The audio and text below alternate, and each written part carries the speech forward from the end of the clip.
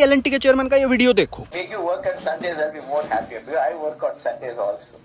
What do you do sitting at home?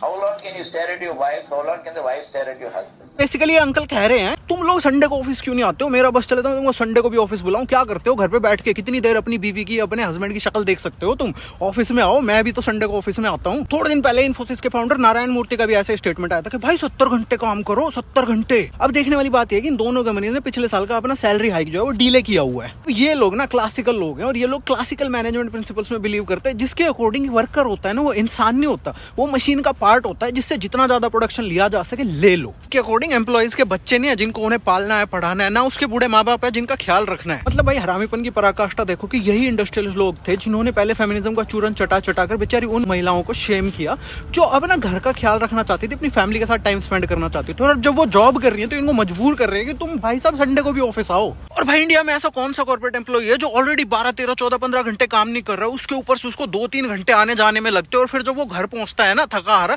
तो मनूस manager का फिर से ईमेल आया मिलता है, बेचारा खाना खा के फिर बैठ जाता है, बच्चे बिना अपने बाप की शक्ल देखे सो जाते हैं, बीवी दूसरी साइड मुंह करके लेट जाती है और फोन पे मेरे जैसे बेरोजगार मुस्टंडों को हाय क्या कर रहे हो लिख के भेजती है। अंकल आपके बच्चे बड़े हो गए, आप बूढ़े हो गए, हो सकता है आपका मन ना करता हो अपनी बीवी को देखने का, पर आपके एम्प्लॉइज हैं वो जवान है, उनका बहुत मन करता है भाई अपनी बीवी को देखने का। और भाई चलो हम तो गरीब देश के नागरिक हैं, हम 90 क्या 200 घंटे काम करने को तैयार हैं, पर ओवर टाइम देते हुए तो तुम्हें मौत आती है। फैक्ट्रीज एक्ट 1948 साफ साफ कहता है कि भाई 48 घंटे से ज्यादा जितना काम करवाओगे उसके डबल पैसे देने पड़ेंगे, पर तुम लोग इतने हरामी हो भाई कि तुमने लॉबिंग कर करके आईटी इंडस्ट्री सर्विस इंडस्ट्री को फैक्ट्रीज एक्ट से बाहर ही करवा दिया। जब एम्प्लॉय से काम लेने की बात आती है तब इनको यूएस और यूरोप याद आता है, पर जब सैलरी देने की बात आती है ना तो एकदम ये बुर्किना फासो के लेवल पे चले जाते हैं। एज अ रिजल्ट सारे कॉर्पोरेट आईटी वाले 17-17 घंटे गधा मजदूरी कर रहे हैं, वो भी बिना ओवर टाइम।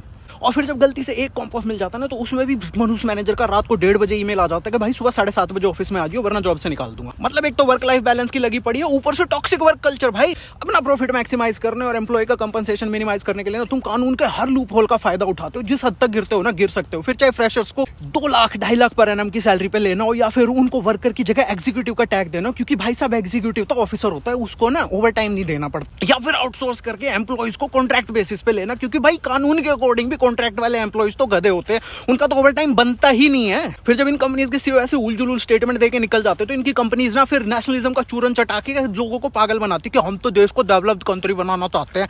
अरे भाई डेवलप्ड कंट्री बनाना है तो अपने एम्प्लॉइज का कंपनसेशन बढ़ाओ, उनका डेवलपमेंट होगा ना तब देश का डेवलपमेंट होगा। तुम्हारे सीईओ की जनरेशनल वेल्थ बढ़ाने से देश का डेवलपमेंट नहीं होगा।